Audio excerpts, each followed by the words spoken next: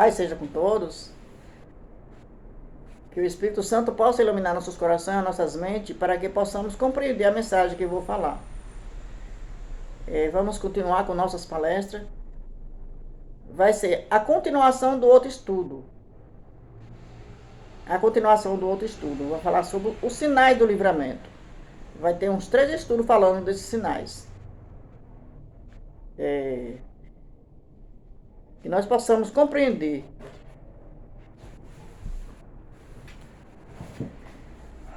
É à meia-noite que Deus manifesta o seu poder para o livramento de seu povo.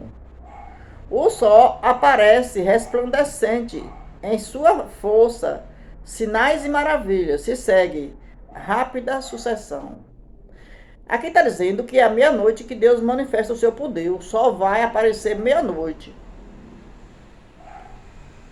Os ímpios contemplam a cena com terror e respondo, enquanto vê com solene alegria os sinais de seu livramento.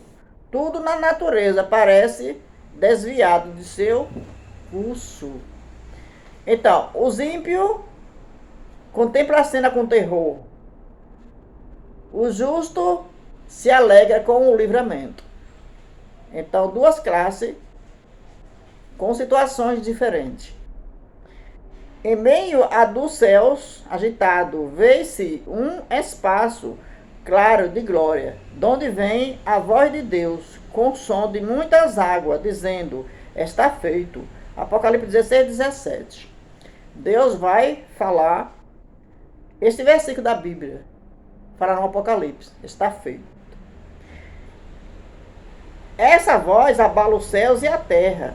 Há um grande terremoto, Apocalipse 16, 18. O firmamento parece abrir e fechar. A glória do trono de Deus, de si, atravessar a atmosfera. As montanhas agitam-se como a cana ao vento. Rochas são espalhadas por todos os lados. Há um estrondo como de uma tempestade sobre o mar. E é açoitado com fúria. Então, esses sinais não estão longe de nós. Estão mais perto do que nós imaginamos. Porque já está acontecendo. Você vê cidades inteiras sendo tragadas pelo mar. Rios, né, água virando sangue. Então, muitos sinais assustadores já estão acontecendo. Então, que nós possamos entender e acreditar que muitos dos sinais já estão acontecendo. Então não tem como nós duvidar do que vai acontecer. Ouve-se o sibilado do furacão, semelhante à voz de demônios, na missão de destruí-lo. Os portos marítimos, que pela iniquidade se tornaram como Sodoma, são tragados pelas águas. A grande Babilônia veio em lembrança perante Deus, para lhe dar o cálice do vinho da indignação da sua ira. Apocalipse 16, 19. Grande pedra de Saraiva, cada uma do peso de um talento, estão a fazer sua obra de destruição. As mais orgulhosas cidades da terra são derrubadas. Então a gente já está começando a ver esses sinais. Os suntuosos palácios em que os grandes homens do mundo dissiparam suas riquezas com a glorificação própria, desmorona diante dos seus olhos. As paredes das prisões fendem-se, e o povo de Deus que está retido por causa de sua fé é libertado. Abre-se sepultura, e muitos dos que dormem no pó da terra ressuscitarão, uns para a vida eterna e outros para a vergonha eterna. Daniel 12, verso 2. Todos os que morreram na fé da mensagem do terceiro anjo saem do túmulo glorificado para ouvirem o conceito de paz e estabelecido por Deus. Apocalipse 14, verso 6. Vocês precisam conhecer essa mensagem do Apocalipse 14, 3, porque diz que todos que morreram nessa mensagem do terceiro anjo vai ressuscitar glorificado. Então, vocês lêem na Bíblia, Apocalipse 14, verso 6, para vocês entenderem a mensagem. É uma mensagem do juízo e a mensagem dos mandamentos, certo? Então, todos vão ressuscitar glorificado, porque morreram na mensagem do terceiro anjo, que é sobre o juízo e os mandamentos. Os que zombaram e escarneceram da agonia de Cristo,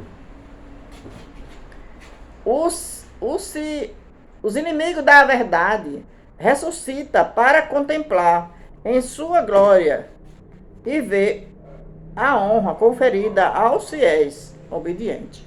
Precisamos também entender na Bíblia o que é a verdade.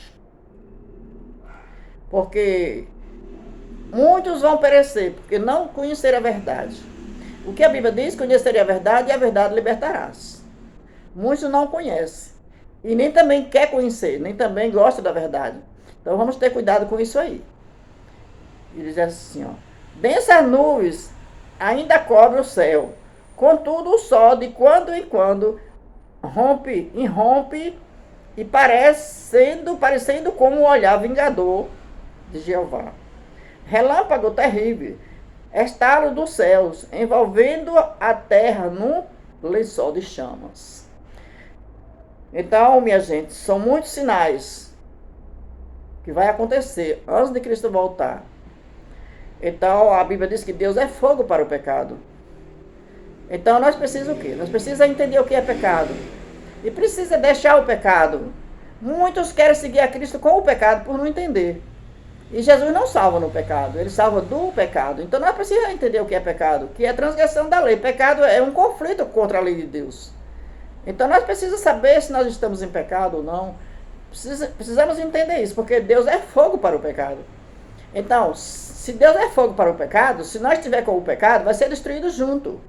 Então procure saber o motivo de Deus agir dessa maneira. É porque Deus odeia o pecado. Então nós não podemos ficar apegados ao pecado, porque senão vamos ser destruídos junto com ele.